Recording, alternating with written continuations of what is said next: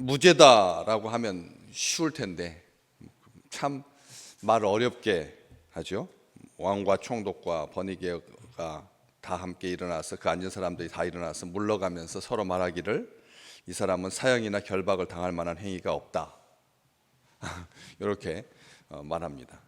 어떤 대표자가 아니면 베스도 총독이 이 무죄다 이렇게 선언하지 아니하고 그냥 청문회 하듯이 바울을 불러가지고 이야기를 듣고는 하는 말이 사형이나 결박당할 만한 행위가 없다 이렇게 말하고 있습니다. 책임지는 사람은 아무도 없죠. 그의 2년간의 불법 감금에 대해서 아무도 책임지지 않습니다. 사람은 책임질 수 없습니다. 책임지려고 하는 사람도 없고요.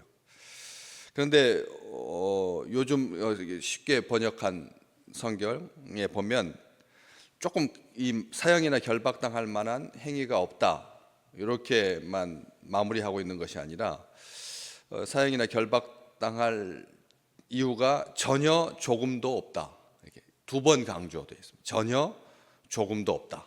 전혀 조금도 없다. 그냥 여기는 사형이나 결박을 당할 만한 행위가 없다 이렇게 되어 있는데 전혀 조금도 강조해서 그렇게 말하고 있는 것을 볼 수가 있습니다. 그러면서 이제 표정적으로 아그리빠가 베스도 총독에게 분봉왕인 아그리빠 2세가 베스도에게 이 사람이 만일 가이사에게 상소하지 않았다면 석방될 수 있을 뻔했다 이렇게 말하고 있습니다. 우리 잘 알고 있죠. 표현 자체가 괜히 긁어 부스럼이다. 괜히 긁어서 부스럼이다. 되레 악화된 거 아니냐. 상소하지 않았으면 무죄로 석방일 텐데 바울이 위험을 자초한 거다. 밀어난 거다. 죄께 넘어간 거다. 이렇게 상소하지 말지. 아쉽다. 괜히 번거롭게 되었다. 이렇게 말하고 있습니다. 정말 하나님께서 하시는 일은 이렇게 돌아가야만 하는가? 하나님께서 하시는 일은 이렇게 무료하게 시간 낭비하고 그 22년 동안 바울이 복음을 전했으면 2만 명한테 아니면 두 개 나라에 복음이 전파되어 가지고 다 하나님께 죄를 무릅쓰고 거친 옷을 입고 회개했을 텐데 라는 생각이 들 수가 있습니다. 충분히 효율적인 면에서 우리 하나님의 방법은 굉장히 미련해 보인다. 바울에게 그 2년 동안의 불법 감금 시간이 성경을 쓸 수 있는 신약 성경의 상당 부분을 차지하는 그러한 기회가 되기도 했지만 그 외에는 본인의 육신 60대의 이제 인생에 있어서 정말 우리가 생각하는 것처럼 내리막길이라고 생각하는 아픈 면역력이 약해지는 눈이 침침해지는 그런 시기에 그 차디찬 감옥에서 2년 동안 있다라고 하는 것은 이것은 죽으라는 말밖에 안 되는 거죠. 소비되고 허비하는 시간밖에 아닌 것 같다는 거죠. 그런데 가만히 한번 잠깐 보시면 가이사에게 상소했습니다. 바울이 로마의 시민권자로서 상소했습니다. 무조건 가야 합니다. 가이사에게 중간에 무죄로 밝혀져도 기각할 수 없습니다. 일단 가이사에게 상속되면 그 중간 과정은 다 무시되고 왜 그랬을까요? 가이사에게 일단 상소가 되면 무죄가 선고가 되어도 판결이 나도 검증이 되어도 사실이 드러나도 기각할 수가 없다. 그냥 쭉 가야 된다. 이게 누구를 위한 법일까요? 황제에게 올라가면 기각할 수 없다라고 하는 것. 바로 황제의 권위를 위해서 황제의 권위. 황제가 이 사건에 대해서는 황제가 책임진다. 황제의 전적인 권한이다. 이게 상소한 사람을 위한 법이 아니라는. 상소했으면 무조건 황제 앞에 간다. 황제가 판결한다. 황제가 책임진다. 황제가 최고다. 황제가 재판장이다. 이게 그러니까 중간의 과정은 어느 누구도 변기할 수 없다. 그겁니다. 황제가 자기의 권위를 내세우기 위해서 만든 법이라는 거죠. 가이사에게 황제에게 상소하면 무조건 가야 된다. 그런데 그 법을 하나님께서 이용하셔서 2000km가 넘는 바닷길 27장 1절 말씀, 우리가 배를 타고 이탈리아에 가기로 작정되었다. 육지로 가면은 뭐 그보다 더 어마어마한 길이고 2배가 넘는 길입니다. 지금도 뭐 3, 4천 킬로미터라고 하면 광활한 거리죠. 이스라엘에서 지중해를 건너가지고 이탈리아까지, 로마까지 간다라고 하는 것이 사람의 방법으로는 무리가 있는, 그 당시에도 그렇지만 지금도 여전히 어렵지만 굉장히 힘든 그 길로 하나님께서 인도하십니다. 아주 안전하게 죄수들과 함께 가는 치욕적인 그런 길이었습니다. 그렇죠? 그리고 그 다음에 27장 28장 보면 난리가 나죠. 뭐 완전히 다 파산하고 죽게 되고, 뭐 뒤에 보시면 여러 날 동안 27장에 보면 해도 별도 보이지 아니하고 큰 풍랑이 그대로 있음에 구원의 여망마저 없어졌더라. 정말 죽을 처지에 놓이게 되잖아요. 그런데 하나님께서 그 길로 인다. 돌아가는 것 같다는 거죠. 우리 생각에는 하나님의 방법이 이게 직선이 아니라는 거죠.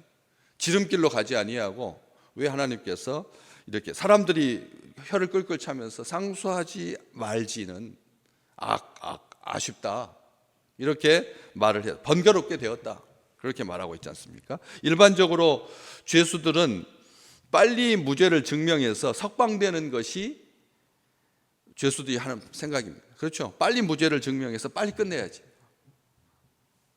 법정에 서보시면 알겠지만 정말 얼마나 비참한지, 법정에 서보시면 알겠지만 얼마나 위축되는지. 아무리 처음에 들어갈 때는 당당했던 사람들도 그렇잖아요. 당당히 다들 앞에서 법이 제대로 정의롭게 판단해 줄 겁니다, 나는 무죄입니다, 이구동성으로 모두 잡혀가는 사람들은 다 그렇게 말합니다. 그런데 가서 10시간 조사하고 받고 나오면 자정에 조사 받고 나오면 완전히 풀이 꺾여가지고 드센 사람 없습니다. 그 사법 시스템이라고 하는 것이 사람을 주눅들게 만드는 거죠.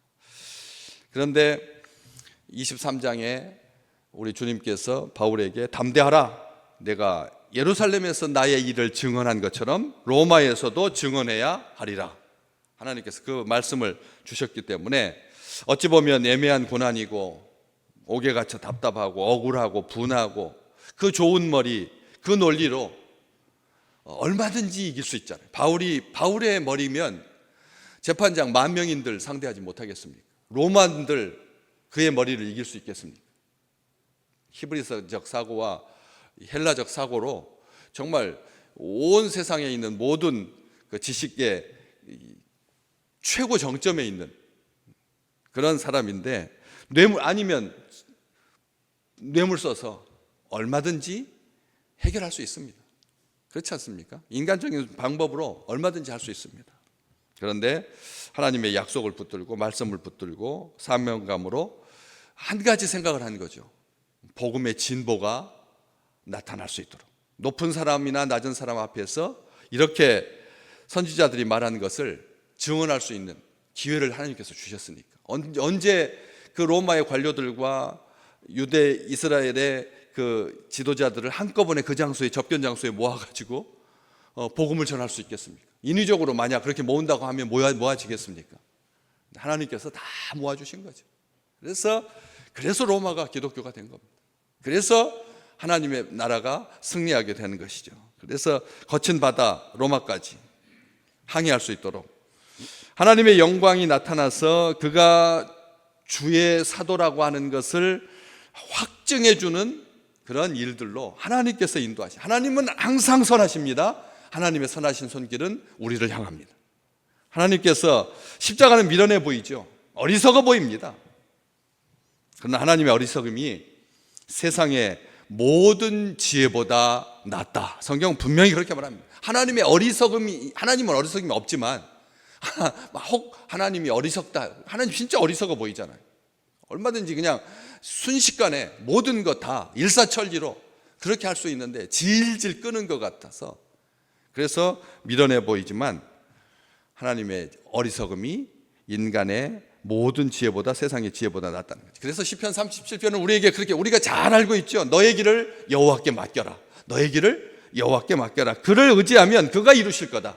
그를 의지하면 그가 이루실 것이다. 내 의를 빛같이 나타내실 것이고 내 공의를 정오의 빛같이 하실 거다. 아멘. 하나님께서 우리에게 신실하신 분이라는 거예요. 실수가 없으신 분이라는 거죠. 배를 타고 이탈리아로 갈 일이 결정됩니다. 하나님께서 일하십니다. 하나님께서 인도하십니다. 우리 하나님은 참 좋으신 하나님이십니다. 하나님께서 이 과정 가운데 하나님이 영광을 받으실 줄로 믿습니다. 우리 생각에는 참 혼탁합니다. 그리고 뭐 하나 그렇게 개선되는 것이 없는 것 같아 보여도 우리 하나님은 천천히 움직이십니다. 급하게 하지 않으십니다. 우리를 다치지 않게 하시려고, 우리가 힘있게 일할 수 있도록, 우리가 기력이 쇠하지 않게 하나님께서 매사마다 꼼꼼하게 챙기셔서 그렇게 하고 계시다라고 하는 것이죠. 뻔하였다, 석방될 뻔하였다, 사람들은 그렇게 말할 뿐입니다. 사람들이 그랬으면 좋았을 거다, 이 말 저 말 많습니다. 그렇지 않습니까? 그럴 때마다 오늘 이 사도행전 26장을 마치면서 우리 믿음의 식구들이 더더욱 하나님의 선하심을 기대하면서 앞으로 나아가는 아름다운 주의 식구들 되시기를 주의 이름으로 축복합니다.